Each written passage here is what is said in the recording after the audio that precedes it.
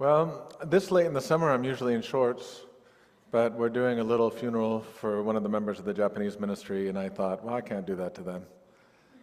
Not for the funeral.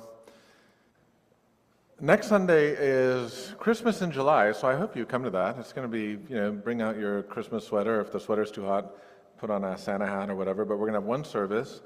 And it's just going to be, literally, we're going to be reflecting on the gift of the Incarnation, but we're going to have Christmas songs, there's going to be flamingos and Santa hats, and there's going to be surfboards, and you can bring a camp chair. There's going to be tacos and tamales that are coming in. So it's just a fun way, just fun summertime. So get out the Christmas spirit, and we'll see you next Sunday, and just one service. And then after that will be VBS. So then we're going to be having our scuba theme as we do VBS. Now, one of the things that you're going to hear about, because I think the Spirit's moving, I met with Father Reynolds from St. Simon and Jude, who's a friend of ours, and it was, we only had one drink, so it wasn't wasn't those spirits that were moving. You're going to see our connection and mission to Japan strengthen and accelerate over the next 12 months. So God is making very clear that there is work for us, very specific work to do, not just for the deepening of relationship, we've done that, but now for the deepening of faith, the deepening of Christianity, the sharing of the gospel and gospel people doing things together and seeing what happens. So this year we've had 2, they came and then we went. I'm hoping next year we're going to have 4. And I'm not going to tell you my plans yet, but Father Reynolds and I met, I talked to Fumi, and I think we have 4 things we're going to do next year, which will require more of them coming here, but also us going there for at least 2 specific purposes. So I want you to know this because this shifting of our focus and passion, I think, is part of a calling that God has, and it's an exciting chapter. Because if you look at the history of Christianity in Japan, like after the Meiji Restoration, which is when the United States Navy opened Japan to foreign trade, you saw a flourishing of Christianity. There was a Lutheran who was the president of the school that became Caltech, and he was a missionary in southern Japan.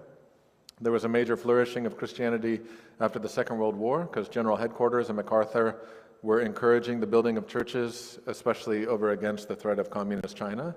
And so that was another time where a lot of churches were built. And it's time for that spirit of renewal to happen again. And I think God is calling us to be part of that work.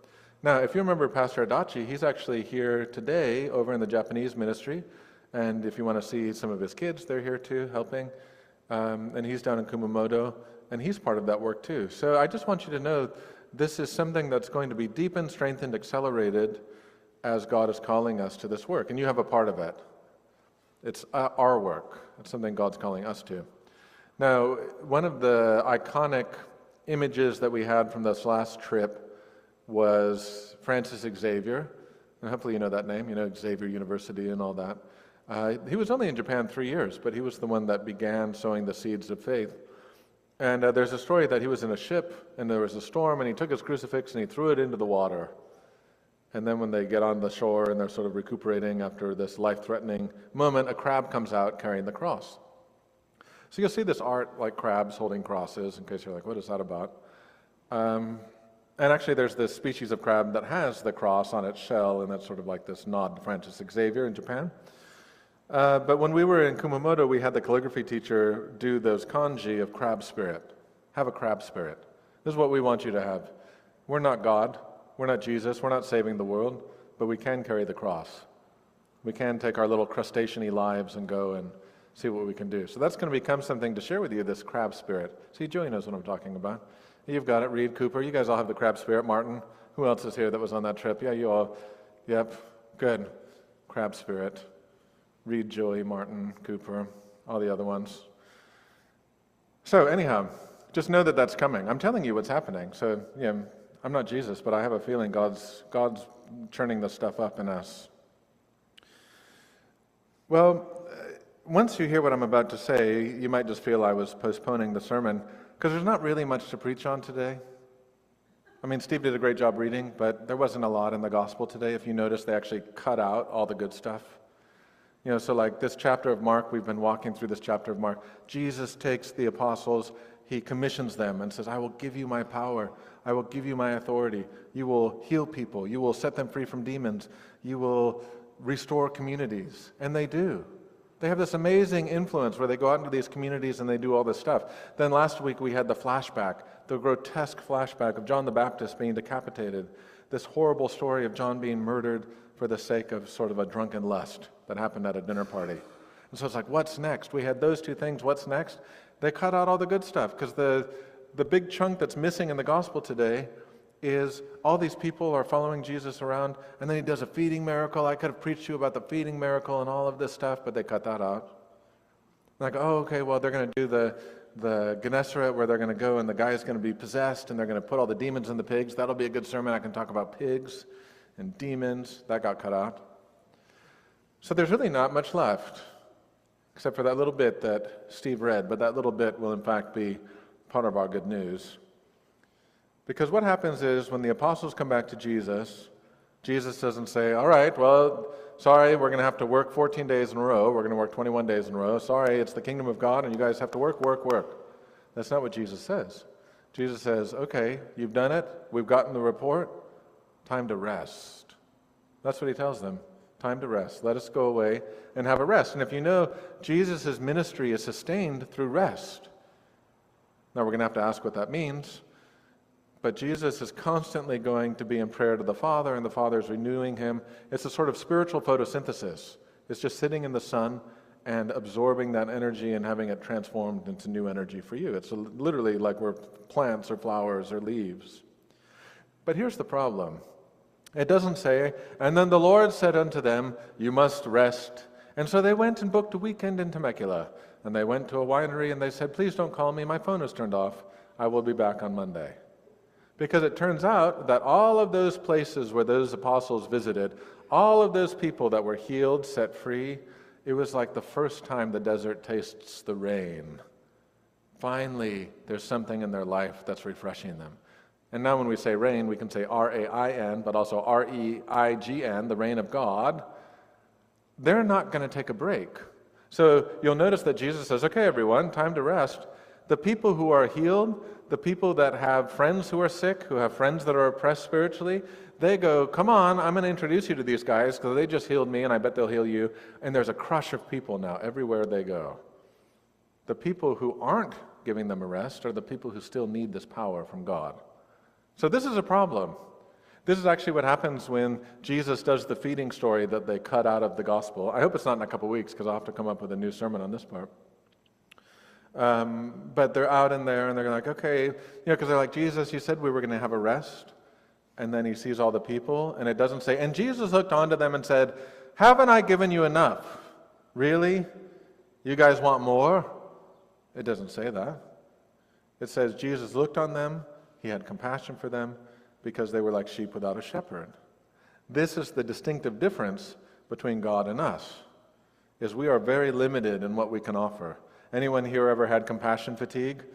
When someone goes, well, there was a shooting, and then there was an earthquake, and then there was tornadoes, and actually we're raising money for flood victims, and then you just go, I just can't, and you just become numb. You don't feel anything anymore. You just go, well, I feel like I want to be a compassionate, connected person, but I'm just overwhelmed by need. This happens sometimes. Churches will take on social ministry. We say, all right, we're going to help homeless people. And then they go, okay, and then some guy goes and tells another guy, and then you have 2 people, 6 people, 10 people, and you go, well, we were wanting to do this on our own terms, not your terms. But we don't have the energy for this. We don't have the bandwidth or the capacity. And those are real limits. So how is it that Jesus can call people to rest? You need to rest, which is true.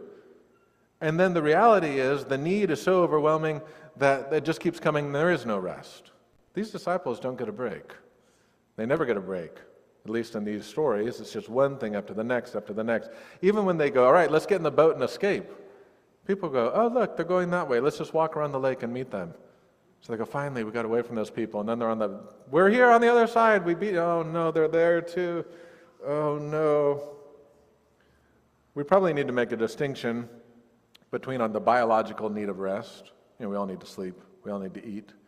We all need to just sort of disconnect and go. And the rest that Jesus is offering them in this. Because what happens when you do get caught up in the power of God and there is good stuff happening. There's healing, there's people being set free, there's people being restored, and there's just so many people because the desert's finally tasted the rain. There's finally been some refreshment. There's finally been something that can touch this part of a person that has never been touched with any kind of love or mercy or compassion. And so we have to acknowledge two things. We have to acknowledge, one, our biological limits, that we're sheep, we're not the shepherd. We're part of the work, but we're not God. And so there will be ways we need to kind of unplug or disconnect or say, go over to that other sheep and have them help. Or we point people to Jesus, like in the feeding story. They go up to Jesus and they go, like it's cool that you're doing all this stuff, but there's not food for these people. Let's send them somewhere else and make them someone else's problem. Send them to Costa Mesa. Send them up the hill to Costa Mesa and let it be their problem. Jesus goes, you feed them. They go, we have nothing to feed them. We were supposed to get a break. I'm supposed to be off the clock right now. Now you want me to give my lunch? Yes, I want you to bring it and see what I do with it. So this is the tension of discipleship. The tension of discipleship. What do we do with the crush of need when we realize we're very limited people, and then we realize we're just sheep sharing the gifts of the shepherd? We have to have this relationship. The rest that Jesus is offering is the rest that comes with communion. It is the rest of the child resting in the mother's arms. It is the rest of the mother hen bringing in the chicks. It is the rest of those who feel a warm embrace and who are taking that power and love and sharing it. None of us have a supernatural capacity to do this work to the degree that we see happening in the gospel, because there is a crush of need. I can tell you, I was saying this in the first service, every week there's some new conversation with pastors and church leaders and people for burnout. You're burning out. All of you are burning out. Why are you burning out? They say, well, since the pandemic, this has been hard, since this. And they're feeling the burden. I need to do something. I need to do something. Well, it's true, but you also need to wait for God to do something. This is what I mean with what we're saying with Japan. Like, we've been nurturing that relationship, connecting, being a part of it, but now God is doing something, and God's going to open a way. And there's going to be work and labor, but God's going to open a way for us to do it in what God's imagining. But there will be times where someone else will have to carry on the work, because we're just sheep pointing to the Good Shepherd. But as long as we're oriented toward the gift of the Good Shepherd, we can balance the needs of people, the realities of needing rest, but also the possibility of the one whose compassion never fails. See, that's the difference between Jesus and these disciples, and that's why it was actually important they cut out all of that stuff, is that God's compassion for us never fails, ever. You cannot exhaust it. You cannot overwhelm it. You cannot have God go, okay, time out. I just need a break from these Lutherans for a while. God doesn't do that. God's compassion, he looks and says, ooh, more sheep to shepherd, more sheep to shepherd. That's why Jeremiah, and that's why it's always good when Steve goes, a word from the prophet. The word of the Lord came to the prophet Jeremiah. The reason Jeremiah is so hard on bad shepherds, i.e. pastors and religious leaders, is he realizes they're just doing it as a job. It's not a calling. It's not a work. They go, look, these sheep, have you seen my sheep, Lord? I don't want to, besides, I need time off. I'm weightlifting or whatever. I'm cleaning out the garage, trying to find work-life balance, right? That's all something that gets discussed frequently. And Jeremiah goes, not only are you not caring for the sheep at a minimal level, you're actually working against the sheep. And then they go, well, what are we supposed to do? How are we supposed to love them? And then this becomes part of God's answer, which becomes part of the Christian mode moving forward. We need to love the other sheep like the shepherd loves them. And we need to give space for the shepherd to love other sheep, even if we don't particularly like them or we don't feel we have the capacity to meet their needs. We always need to leave open the possibility that where our compassion ends, God's doesn't. And so let us stand there, and sometimes we say, I can't go there with you. I've sat with families, and the prayer we've offered is, God, this family member or this person or this situation is in a place we cannot reach.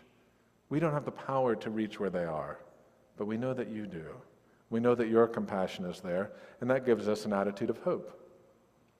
Yesterday, our friend had her 40th birthday, and part of her 40th birthday was telling all her other friends that she has cancer, multiple myeloma. And she told them, she goes, I want this to be a celebration of life. And people go, well, this isn't a funeral. And she goes, it kind of is. Like, I'm a new person. Like, after getting my diagnosis, I have a new view of my life. And so they had people give eulogy. It was actually a fun party. But the motto or the photo backdrop, and it was at a coffee shop, quad shot of hope. What are we supposed to do when we're facing difficulty? What are we supposed to do when we're facing compassion fatigue? What are we supposed to do when you want to rest but there is no rest? We hope. We double down on hope. We triple down on hope. We quadruple down on hope, which means that we stand at the limit of what's possible for us, but we see the limitless nature of God and God's compassion and God's power, and we put our trust in that. We become the little crabs holding the cross and saying, I'm just a crab, but let me point you to the one who's greater than I, or the one who has fullness of life. And that becomes the power of our witness, and it becomes the hope that we have in a very anxious time. People at the party were sad and anxious because their friend was telling them she has cancer. But the message of hope is to say, let's orient ourselves toward that. Orient ourselves toward fullness of life, not just for ourselves, but for others, so people can know the compassion of God, that these lost sheep all have a shepherd. Amen.